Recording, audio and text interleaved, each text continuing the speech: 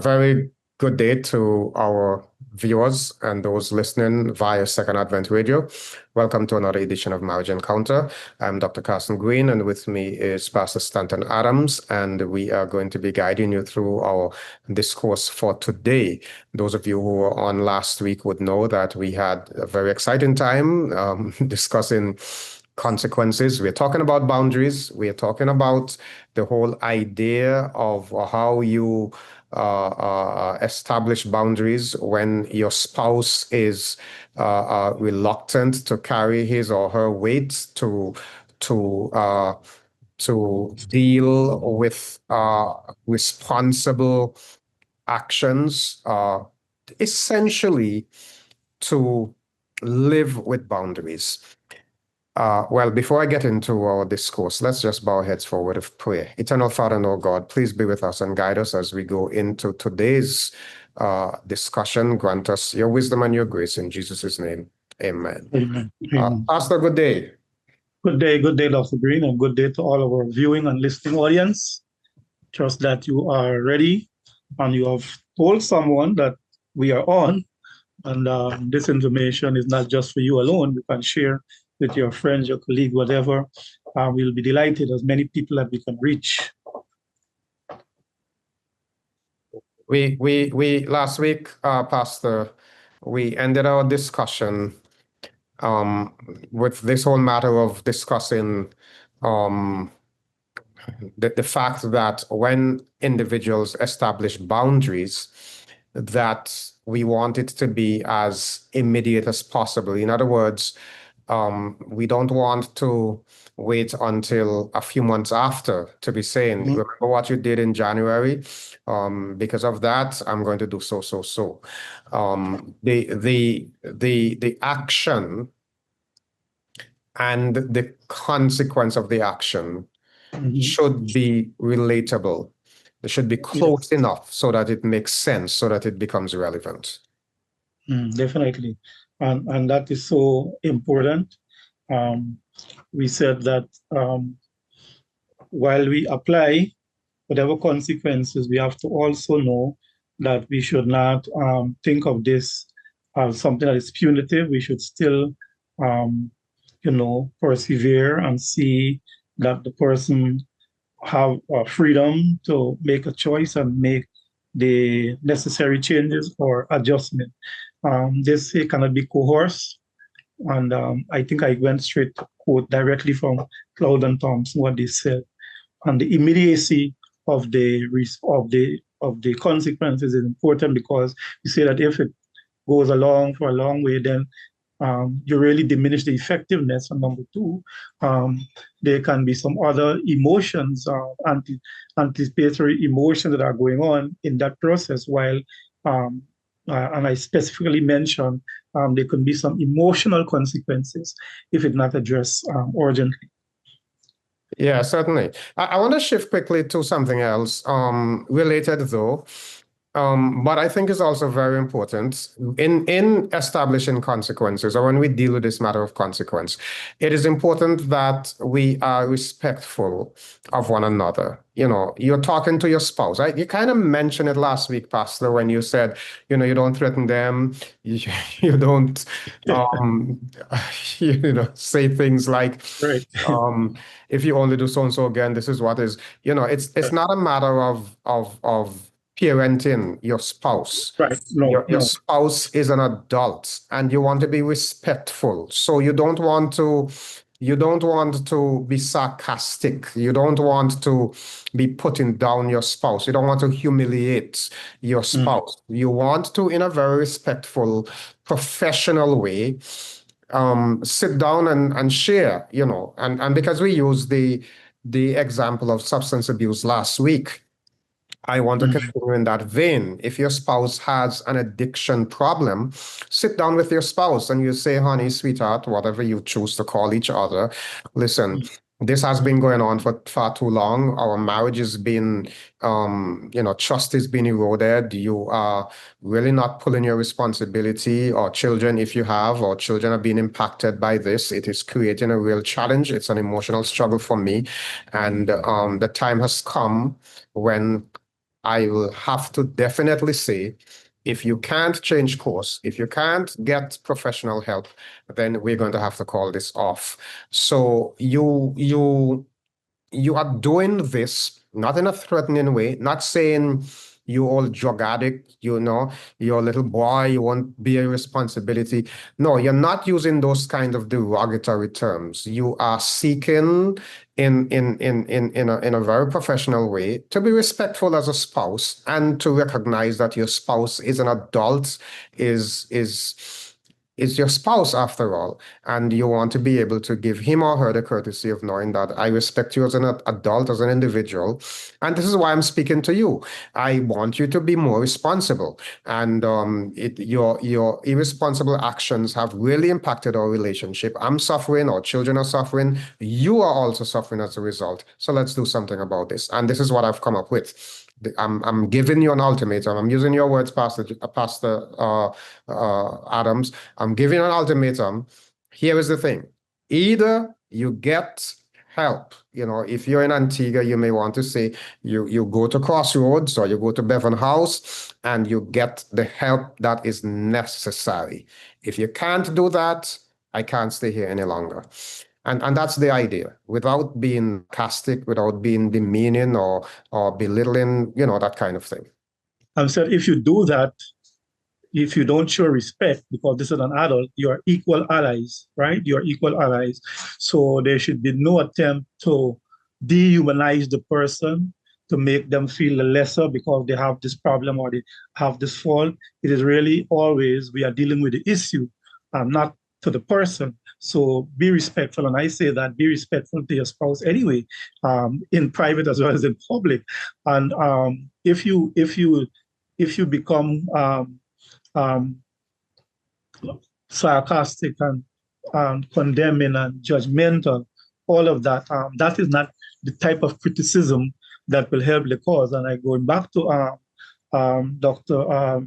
Gottman. He mentions about the four horsemen of the apocalypse, and criticism that is designed to dehumanize and demoralize and diminish the person with their self-worth. If you continue that pattern of behavior, that you are further putting some more spikes in this volatile, in this emotional situation. So I would say don't attempt to go up that road at all. Don't go up that road at all, because the only person can blow up the worth and the self-esteem and self-worth of the other person is the person who you are with in that intimate space, right? So we really don't want that at all. Deal specifically with what the issue is, and do not denigrate and belittle, embarrass, And I have seen those things happen literally, where one spouse would, in public, I don't know, but maybe if they were seeking revenge or, just want to, is a personality problem or what. But I have seen those occasions. But we're talking now in a sensible situation. We have come together to resolve a conflict because boundaries have been eroded here, there, and therefore that is not the approach we want to take. You have to approach this like, you really want to improve, to correct what was wrong, and to grow the relationship.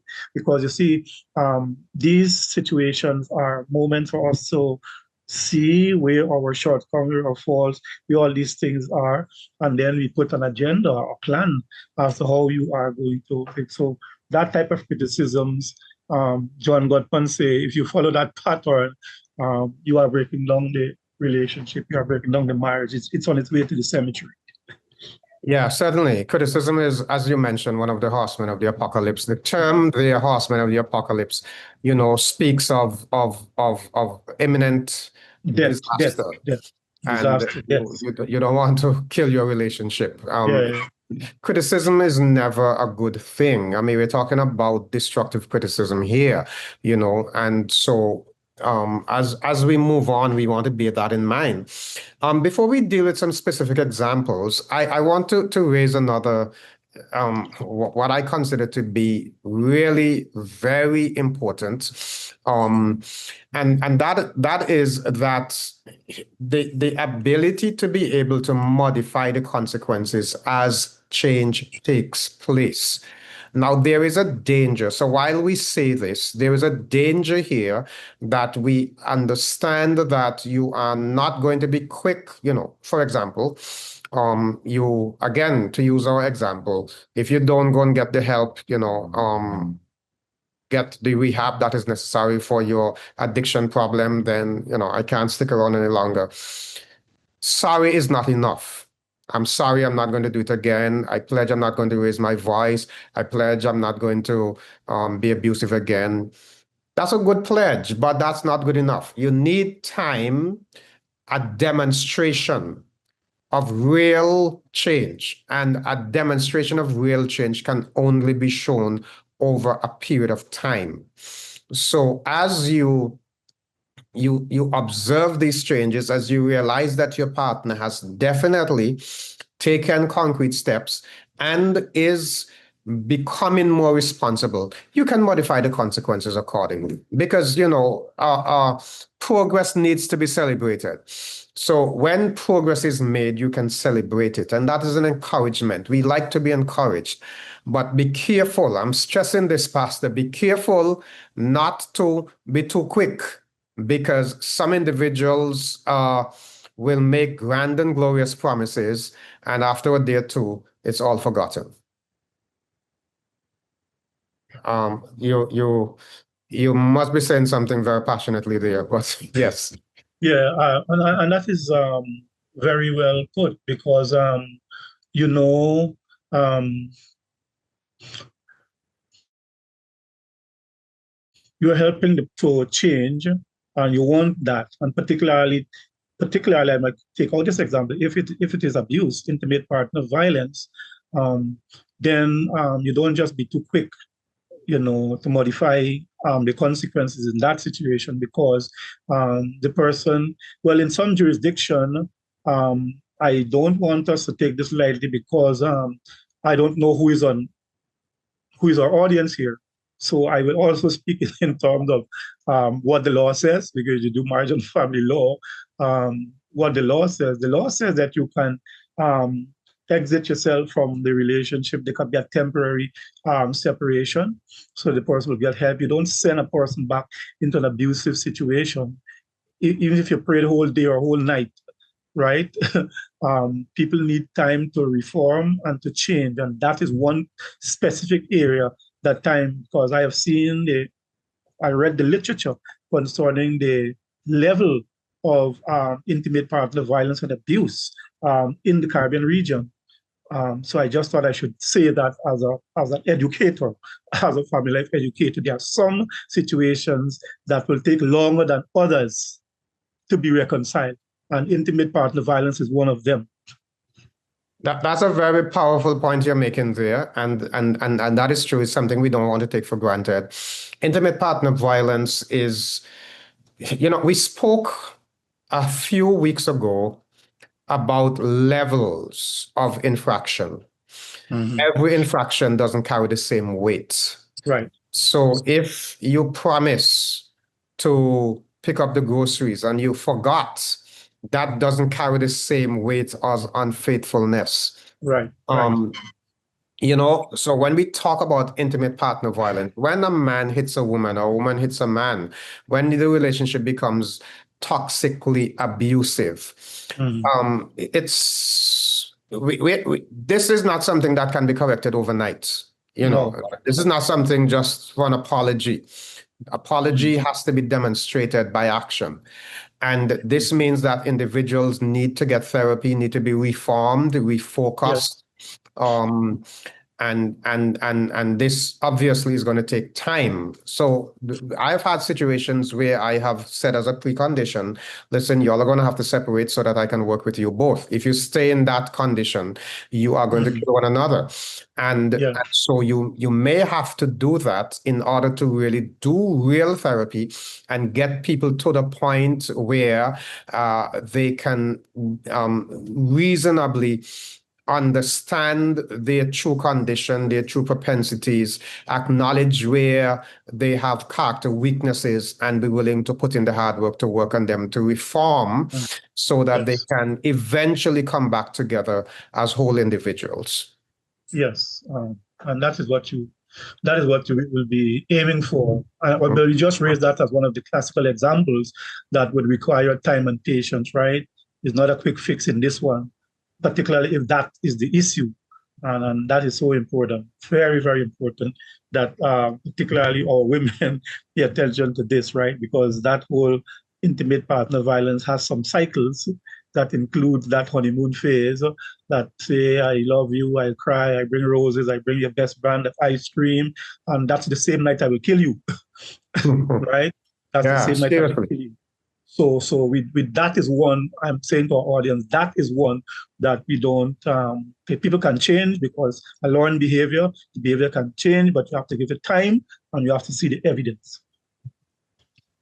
Now, in a we made a point just now that if the behavior modification is demonstrable over a period of time, then you may want to adjust the consequences, Yes. from severe to less severe as the case may be. Mm-hmm. Similarly, if the behavior does not change or becomes worse, you may have to increase the consequence. You do not want to give people the impression that it really doesn't matter.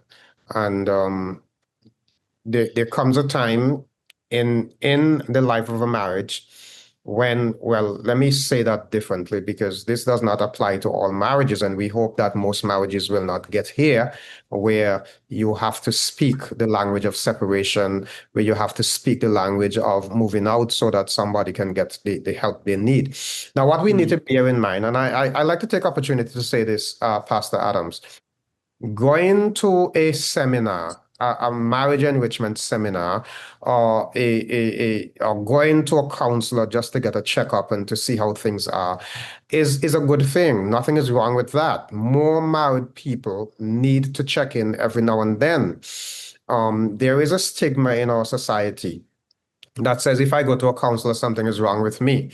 That is not good. It's similar to some men who don't like to go to doctors to get their annual checkups. We are Mm-hmm. encouraging married people every now and then, and in this regard, I am so grateful for the Seventh Adventist Church that has almost inbuilt family enrichment seminars, family life seminars, marriage, etc. And you are the family life director, so you can speak more to that. But these are good practices that married people need to avail themselves of. Yeah, most definitely, most definitely. Um, you learn at these years because when we're saying that, because remember you're working through an issue, so there might be need for communication skills for one or the other. There might be needs for conflict management skills. So you get all of these things. You can get these kind of education, and education is power. If you have the knowledge and the information, then you can put it to work, right? So these are all things that are possible, that are doable if we are serious about changing and having the person change his or her behavior. I'm saying that those things, those courses, those seminars, those workshops are available, and couples should definitely avail themselves of those. Definitely. Now, Cloud and Towson provide some examples. I think it would do us well for the next few minutes to look at some of these, just to provide a practical dimension. I don't know that we're going to be able to get through all today, but let's see.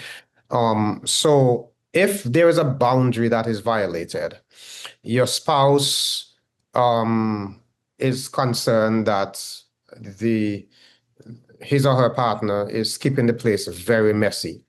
So the boundary is that you want to be less messy at home. A consequence, an appropriate consequence, the example of Claude and Townsend here, is that you may, I want to hear your reaction to this, Pastor. You may want to confiscate, give away what you pick up that belongs to this person, or stop doing the laundry, if they can't show responsibility.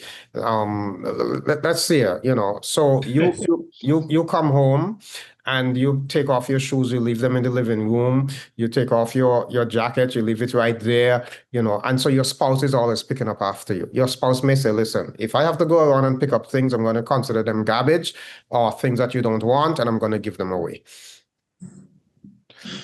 Yes, that remember we said that the consequence must be enforceable. Something that you do what you have to do.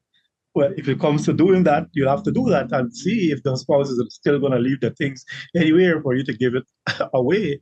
And I had to laugh when you were saying it because I smiled and chuckled a bit because I had my friend I was talking to, I think just a month ago, and he was saying the same thing, that his wife put out a set of things from wherever, and he had to go and retrieve some of those things because it wasn't clothes and things, but some kind of things that she thought that should be, and she didn't know why he put them there. She spoke to him a long time about it, and nothing is being done, and she actually put it out, right? She actually went and put them out, and he said that he had to go quickly and take back what he needed, what he and left some of them to go. But there were some things in that midst that he still needed. So she was enforcing it. She was enforcing it. Yes.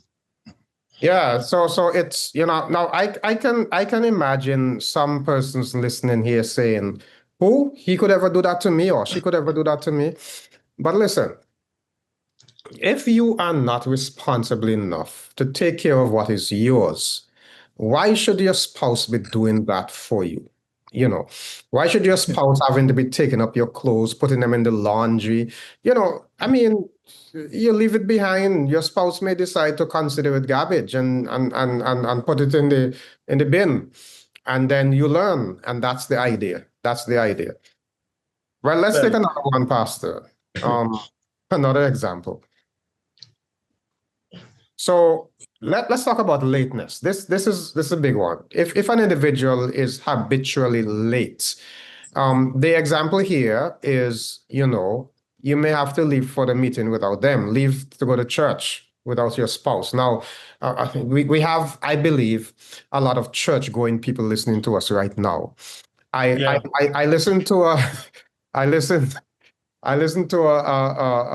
a stand-up comedian the other day, and he was illustrating that, his father was from the school where the father would say to his wife on Saturday night, listen, tomorrow is church.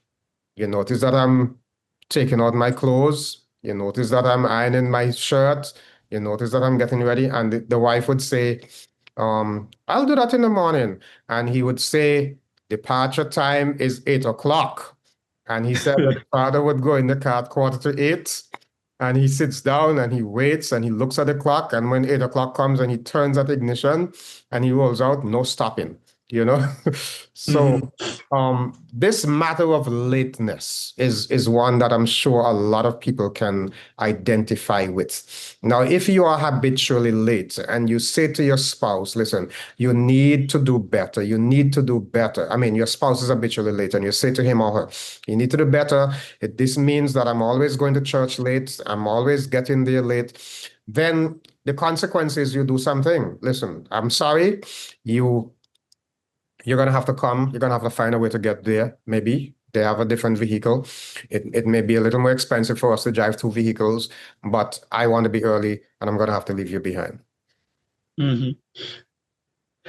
Well, this rule is enforceable, in particularly if you can make the comparison, right? Because when I think some back, I give my own scenario, what roles you may play and what you have to do to get everybody on time. If you still do that and the person is still tardy, you have to make a comparison, because that same person who's habitually late would not be habitually late for work. if I see that you are always energetic and ready to get to work on time, but when it comes to going somewhere like church, or you're lagging behind and you're not mindful to get out on time, to reach on time, then I know for sure that you really don't have a problem with being tardy. You can improve, because if you get to work on time, why can't you get to church on time? Right? Is it a matter of priority or what? Is it a matter of what is more important? We can have that kind of conversation. And if I see that when I make the comparison that, hey, are punctual, you are there before the office door is not even open, you know, but that behavior doesn't translate to this thing. So in that sense, I can enforce the rule because I know that what I'm asking you to do is doable. But you know, Pastor, I mean, we only have a minute, so we're definitely going to pick this up next week. But Yes. here is this, you know, the matter of because your example is interesting. If you notice that a person is early for work but late for church or late for something else, but what if Yes. the person is late for work, late for everything? Then I think that is a problem that individual needs to work on. Sure, that's why I said it has to be done. You know, It has to be done from after you compare. yeah. Yes. You know, I mean, there's some persons who like to say, you know, this is how I am. I once heard a gentleman say that, you know, of his fiance, they weren't yet married. He said if he goes to the wedding and the bride is early, he is going to change his mind because he would know that is so out of character, something would be wrong. but Yeah. but that's very interesting. But we're going to Yeah. pick this up next week. We're going to begin with this because there are a couple of things I want to say, and we don't have the time to deal with it now. So friends, join us next week for continuing discussion on this very important thing. What do you do when your spouse is habitually late? If you have questions, comments, or concerns, Marriage Encounter at slcadventist.org. That is Marriage Encounter at slcadventist.org. That's all the time we have for today. So until next week, may God's richest blessings be yours.